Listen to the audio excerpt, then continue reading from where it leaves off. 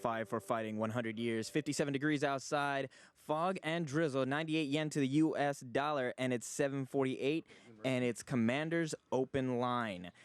Colonel Williams, you wanted to talk about, I believe, end of school year? Well, no, we got. I know you guys talked about it already with the FSS earlier, but there's a lot of stuff going on now that school is kind of getting out. And by the way, I was thinking about something that school's getting out, and we just talked about it. But for all the seniors, most of them are still asleep. I'm going to guess since Probably they're pretty much done. I think so. But we got a lot of stuff done with school, I should say, or Actually, high school. they've got something this morning. Oh, that's right. They're doing the planting. You're right. Right. They're doing so I think they're probably just now. Okay, waking that's up. right. Yeah. They're planting flowers and plants or out and Yeah. So that's that's their school project. no longer planting trees. They're doing flowers as well. I think a little of each. I don't know if trees are involved, but I do know flowers and some plants. Where are they planting them? On base, raw base?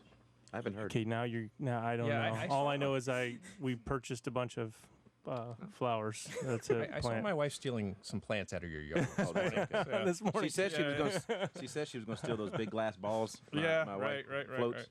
So, but we've got a lot of stuff now. It's if you haven't been thinking about it now, you got to be thinking about what's going to happen with their time in the summer. And there's a lot of stuff going on this summer, really for some of the younger kids. But with the golf clinic, the Olympic Day coming around the corner, and a lot of the sports camps. And I'll tell you, you talked about it a lot with the FSS folks, and so I won't go into it. But I've got pages and pages here of camps that are available. So I'll just tell folks, the youth center's got a lot of that information if you need more details on it, or you can go to the FSS website. But a lot of opportunities for your kids to have a chance. And I'll tell you, I'm going to give you, again, as a returnee here, when my kids were much younger, when we were here last time, these summer programs were a great way for kids to, as a parent, you just want your kids to have an opportunity to try as many things as possible and then figure out what they like in life. And I tell you, these summer programs give them that chance. I mean, I had one of my daughters absolutely loves archery.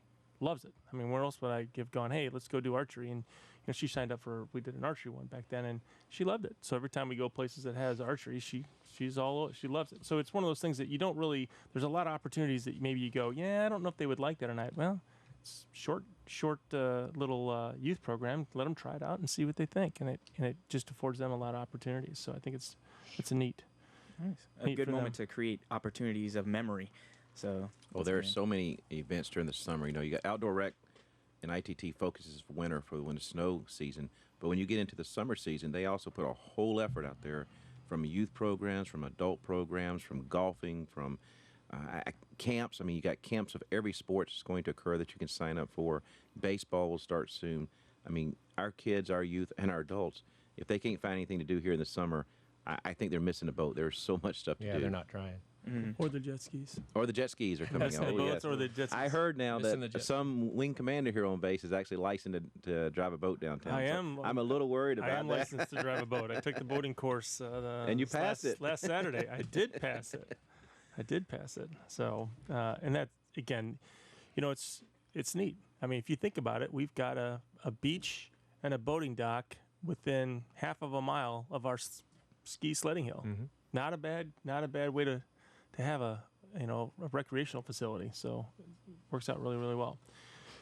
Well, one of the things that we also have had that's been on a lot of people's minds and really is impacting a lot of lives out there is the furlough discussion. And for folks that aren't aware of it, there are plenty of folks out there that this impacts, and it will probably certainly impact your life somehow, some way as you go forward. But the Department of Defense did come down with the execution of the furlough, and that's starting July 8th. So we've got, approximately 140 workers here at Misawa Air Base, civilian workers that will begin furlough days. And what that means is, and that's caused by the sequestration and obviously trying to come up with some cost savings as we go forward. And it's a complex formula. The folks that are involved in it understand it. The supervisors of those folks kind of understand it, but in most cases, it's approximately, just call it 1 day a week, and that's about 20% pay reduction for these folks from this point forward, and that's significant. That is a significant piece. So, obviously, it's an unfortunate event that we're in this position right now, and we'll do the best we can. But really, the call out there is for some understanding as we go forward with this, because this is obviously going to impact some of the levels of service that we get and some of the things that we do, and it's also going to impact the mission because they're so critical to executing our mission as we go forward. But one of the ones that I know is out there that folks have been talking about is the commissary, and the commissary, is from the Dodeca side is they are closing 1 day a week. Now we are already closed on our close day is Monday, and it's the intent now is there is that you're losing a day that you're normally open.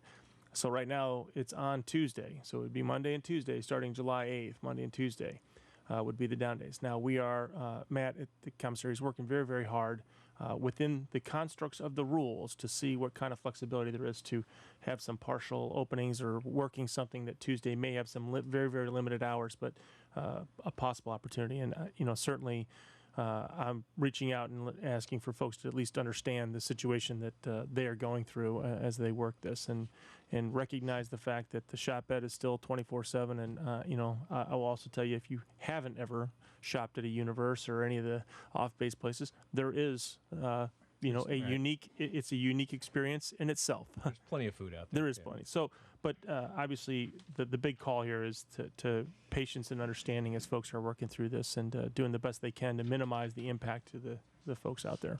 And Mike, I think anything? most of the folks know now that we also, across our Air Force, did an exemption for child care. So we're not being impacted currently for the child care. So don't worry about the child care piece of the thing. But from a mission perspective, from a customer support perspective, you're correct. I'm not sure what will be reduced, but when you got 20% of your workforce not available, that is an impact of some level of service. We just don't know what level at this point.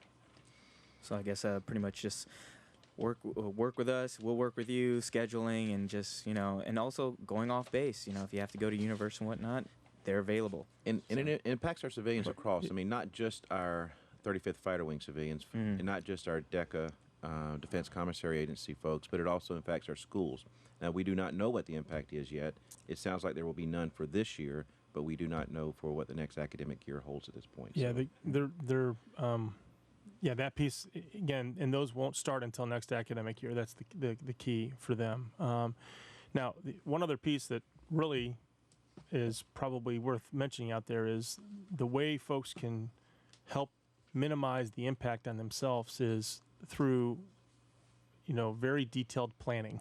And if you are aware that the commissary won't be open until a certain day, and you have thought ahead that I needed food on Monday, on these days, having a little bit of a plan ahead of time will certainly mitigate some of the inconveniences that you may face. And that's one I'll just tell you as we reach out. Mike, you made a great point one time when you talked about, our Patriot Express comes in. The first thing usually people are going to want to do is go shopping, and now Tuesday would be possibly not open. So again, helping folks out. Chief? Yes, I also have a good point too. The yen rate has been pretty generous lately, and also keep in mind we do get a good amount of cost of living allowance here being in Misawa. So if you factor in 1 day shopping in an off-base facility, it's not going to be too bad. In fact, the yen rate is 98 yen to the dollar. That's right. And it's 57 degrees and fog with drizzle. Right. He's doing the weather report and the yenage rate. But that's a great point, Chief, because you're right. A lot of folks miss the fact that we are getting a cost of living allowance here, and That is what it's for. That's what it's for. Yeah. But again, I think if you plan ahead and you maybe step back and open up some options for this time period that we're going through this, it will help minimize the inconvenience, and that's really what I'm trying to get at on that. So, we've got our special guest. We call He him is special. Special. He is very special. Thank you. And really, what this is a unique story that you have kind of going on. And I figure we'll let you have a chance to kind of tell the Yeah. story for the audience out here. Maybe don't know about it, but it's extremely Yeah, riveting. I've talked about this story with a few groups on base, and I think people find it compelling. It really is an interesting story. So I wanted to talk about it a little bit this morning. What's going on is there's a Navy ship up here in the area that's searching for a World War II submarine that was a U.S. Navy submarine that was lost in the late summer of 1943 while on its 7th wartime patrol just off the coast of Aomori. The submarine's called the USS Pompano. The Navy operated hundreds of submarines during World War II, and mostly in the Pacific, and lost 52 submarines, with almost 4,000 lives lost in those submarines. Of those 52 submarines that were lost during the war, 15 of them were never found, and one of those is the USS Pompano. Pompano, like I said, was lost sometime in the late summer of 1943. Nobody's exactly sure when. They just didn't come back from their patrol, with 78 sailors on board. Over the years, some of the family members who were left behind from the crew of the Pompano took it upon themselves to do research and see if maybe they could get some idea of maybe where the submarine is. And one of those family members had some success, and he found some records just recently in the archives of the Ominato Naval District, which is just up here to the north. We go up here for visits every so often. And that record pointed to an attack by a Japanese seaplane on a submarine just off the Shiriazaki Lighthouse. And a lot of folks have been up there to Shiriazaki. That's where the wild horses are, up there.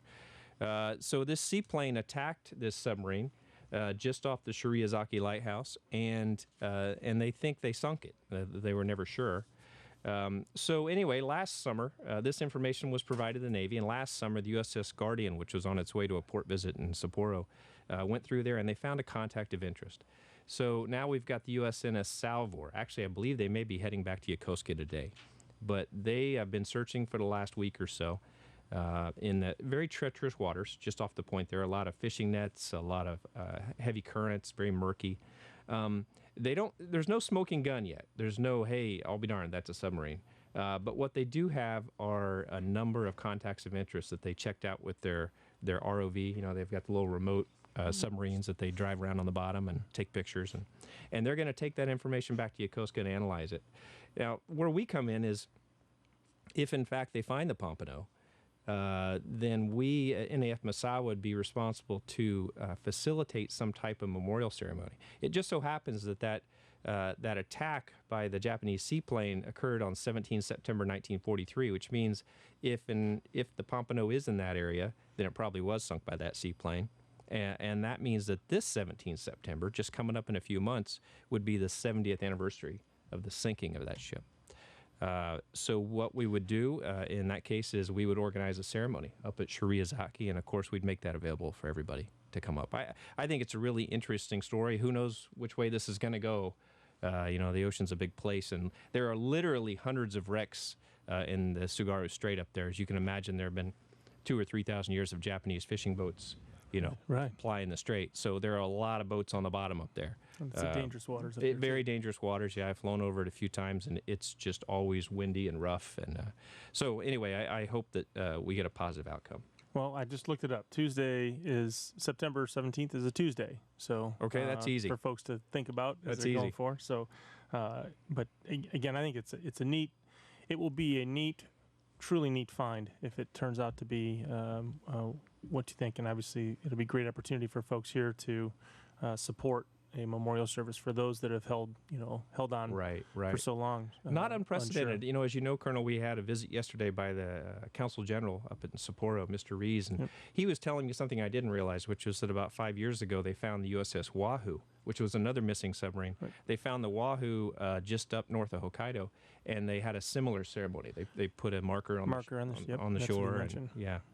So it's a need that the communities can, really, when you think about it, that can work together on this. When you look at what actually happened back in 1943, when you had two countries really at war, and now look at the relationship we have now. It's a tremendously strong relationship, and this is a true testament to that relationship, is the ability to do these kind of things. Yeah, and that's a great point, Colonel. I mean, if there were to be some kind of ceremony in the near future, we've already been talking to our counterparts at the Japan Maritime Self-Defense Force and the JASDF as well, and they are very interested in the story. It just so happens that Vice Admiral McKee, who's the commander of the Ominato Naval District, is a submariner, and as you can imagine, he finds the story to be very interesting. So they would be very much involved and welcome in any kind of ceremony. Okay. Well, we're going to take a break, and we're going to play a song here, Mr. Know-It-All by Kelly Clarkson. But if you have any comments, questions, or concerns for our base leadership, please give us a call here at 226-1575 or 3621-226-1575. 3621, or you can also post a comment on our Facebook page, AFN Masawa. Right now, Kelly Clarkson.